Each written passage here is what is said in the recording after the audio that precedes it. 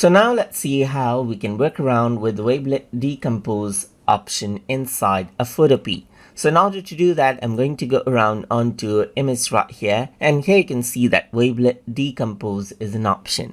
If I were to go around over here onto Wavelet Decompose right here, then you can see that I got different layers right here. That is scale, as you can see right here. Let me just go around and disable out the layer, and you can see that there are different layers right here. Like for example, this is a layer right here, this is a layer with a bit of detail, this is a layer with another detail, and so forth right here. Like this is the one with the blur, this is the one with this detail, and so forth.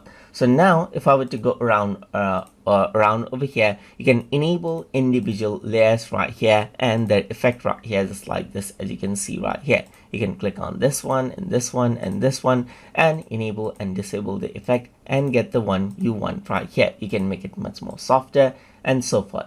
You can change around the opacity of the layer as well. Let's say for example, I can go around, change around the opacity right here to make it much more sharper with the scale right here, or you can work around with the opacity right here to make it much more, let's say, sharper right here, just like this. Increase out the contrast right here, and you can work around with different scale levels, as you can see right here.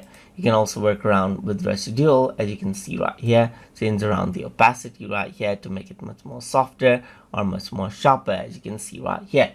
And that is how you can work around with the Wavelet Decompose option to get the decomposition layers right here, so that you can individually work around with them, as you can see here, just like this.